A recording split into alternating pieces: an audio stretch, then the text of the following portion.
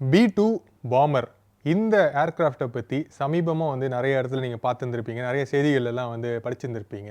அதாவது அமெரிக்கா இப்போ ரீசெண்டாக ஈரான் வந்து பதுக்கி வச்சுருந்துருக்கக்கூடிய நிறைய ஆயுதங்கள் மேலேயும், அது மட்டும் இல்லாமல் நியூக்ளியர் பிளான்ட் மேலே B2 பாமரை யூஸ் பண்ணி பாம்பு போட்டு அந்த இடத்த வந்து அழிச்சாங்க அப்படிங்கிறது யூஎஸ் வெளியிட்ட செய்தி. நம்ம எல்லாரும் நிறைய நியூஸில் பார்த்தோம். இந்த B2 பாமர்னா என்ன, இந்த ஏர்கிராஃப்ட் இப்படி இருக்குது, புதுசாக இருக்குது, பயங்கரமாக இருக்குது அப்படின்னு சொல்லிட்டு நிறைய பேர் வந்து யோசிச்சுட்டு பார்த்துட்டு இருந்த வேலையில் இந்த ஏர்கிராஃப்டோட ஹிஸ்ட்ரி என்ன, இது எப்படி உருவாகுச்சு அப்படிங்கிறத இந்த வீடியோவில் நம்ம பார்க்க போகிறோம். அதாவது இரண்டாம் உலகப்போர் அந்த டைம்லேயே வந்து பார்த்தீங்கன்னா 1942லேயே வந்து இந்த B2 பாமருடைய கான்செப்ட் வந்து வேறு விதமான ஒரு ஏர்கிராஃப்ட் டிசைனில் வந்து வந்துச்சு.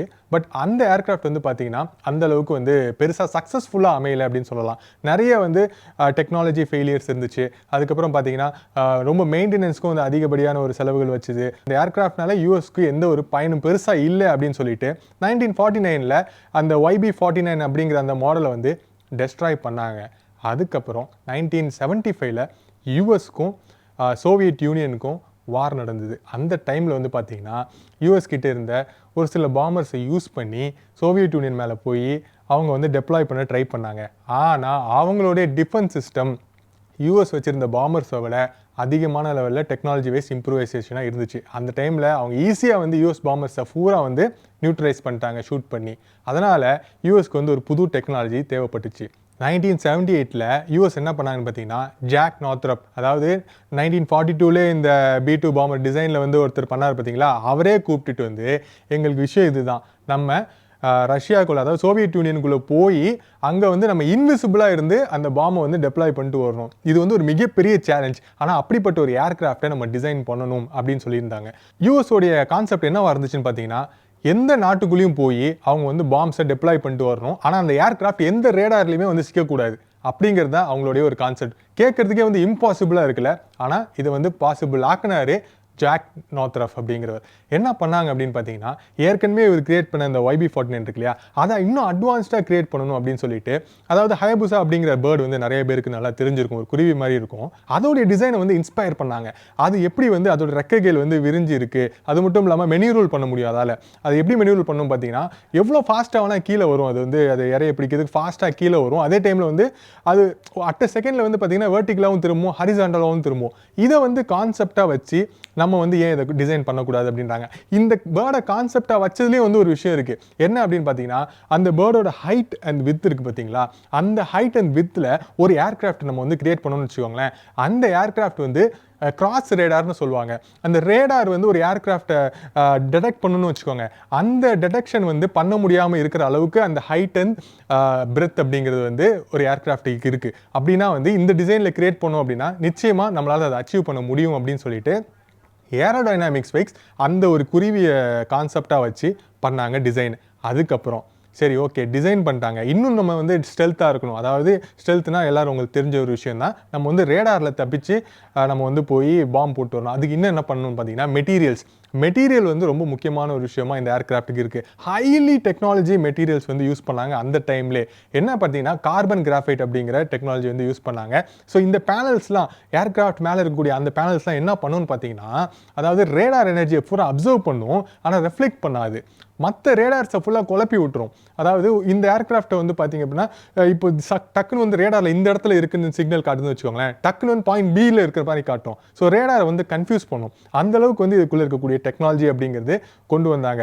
அது மட்டும் இல்லாமல் இந்த B2 பாமரில் இருக்கக்கூடிய எலக்ட்ரானிக் ஃபீச்சர்ஸ் அப்படின்னு போய் பார்த்தீங்கன்னு வச்சுக்கோங்களேன், இது வந்து எனிமி ஏர்கிராஃப்ட் ஒருவேளை இந்த B2 பாமரை அழிக்கிறதுக்கு மற்ற கண்ட்ரியிலேருந்து ஒரு ஏர்கிராஃப்ட் வருதுன்னு வச்சுக்கோங்களேன், ஃபைட்டர் ஜெட்டு வருதுன்னு வச்சுக்கோங்களேன், அந்த ஜெட்டு வந்து இந்த B2 பாமரை லாக் பண்ணி ஃபயர் பண்ணாங்கன்னா என்ன பண்ணுவாங்க அப்படின்னு யோசிச்சு பார்க்கும்போது, அந்த ஒரு ஆப்போனண்ட்டாக இருக்கக்கூடிய ஃபைட்டர் ஜெட் இருக்கு பாருங்க, அந்த எலக்ட்ரானிக் சிஸ்டமை வந்து கம்ப்ளீட்டாக ஜாம் பண்ணுற அளவுக்கு இந்த B2 பாமரில் இருக்கக்கூடிய எலக்ட்ரானிக்ஸ்க்கு கெப்பாசிட்டி இருக்குது அப்படின்னும் போது ஒரு மிகப்பெரிய ஒரு அச்சுறுத்தலாக இருந்தது அந்த எலக்ட்ரானிக்ஸை பொறுத்த வரைக்கும்.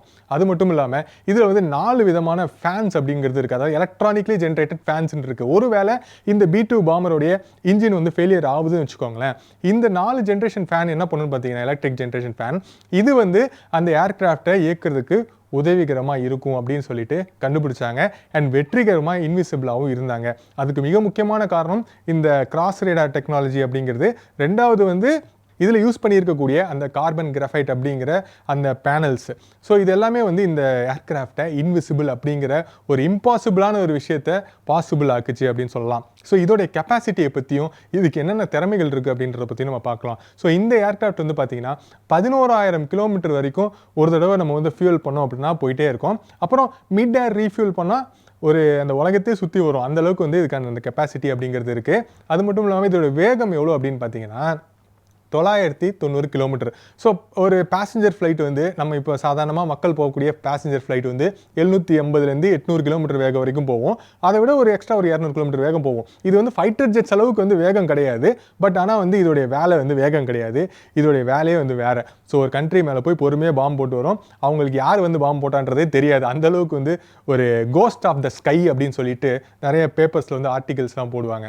அந்தளவுக்கு இதோடைய கெப்பாசிட்டி அப்படிங்கிறது வேறு. இந்த ஃப்ளைட் வந்து 2 பேர் அளவில் உள்ள வந்து ஓட்ட முடியும்.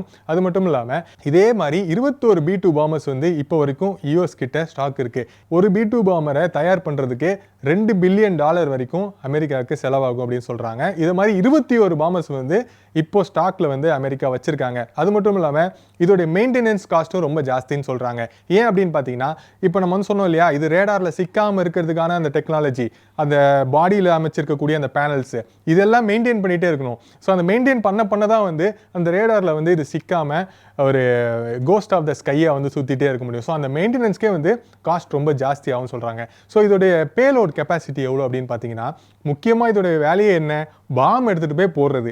ஸோ எவ்வளோ பாம் இதில் கொண்டு போகலான்னு பார்த்தீங்கன்னா 22,000 கிலோ பாம் வரைக்கும் இதில் கொண்டு போய் போட முடியும் அப்படின்னு சொல்கிறாங்க. 15 டன் எடை உள்ள ஒரே பாம்பு கூட இதால் கொண்டு போய் எந்த இடத்துல போட முடியும் போடணுன்றாங்க. 8500 GPS நேவிகேஷன் பாம்பு இருக்குது பார்த்தீங்களா, அதையுமே வந்து கரெக்டாக அந்த டெஸ்டினேஷனில் கொண்டு போய் இதால் ரீச் பண்ணி டெப்ளாய் பண்ண முடியும் அப்படின்னு வந்து இதோடைய பெர்ஃபார்மன்ஸ், இதோடைய ஸ்கில்ஸ் எல்லாம் வந்து இருக்குது அப்படின்னு சொல்கிறாங்க. ஸோ கேட்குறதுக்கே வந்து ரொம்ப ஒரு அட்வான்ஸ் டெக்னாலஜியில் அந்த டைம்லேயே, அதாவது இது வந்து எப்போ வந்து இந்த ஏர்கிராஃப்ட் வந்து பயன்பாட்டுக்கு வந்துச்சுன்னு பார்த்தீங்கன்னா, ஸோ அந்த சோவியத் யூனியன் வாருக்கு அப்புறமா வந்து இது தயார் பண்ண ஆரம்பித்தாங்க. அதுக்கப்புறம் வந்து அட்வான்ஸ் பண்ண ஆரம்பிச்சாங்க. டோட்டலாக வந்து எல்லாம் சரி பண்ணி இதை பயன்பாட்டுக்கு கொண்டு வந்தது பார்த்தீங்கன்னா 1989 வந்து யூஎஸ் மிலிட்ரியில் இதை பயன்பாட்டுக்கு கொண்டு வந்திருக்காங்க.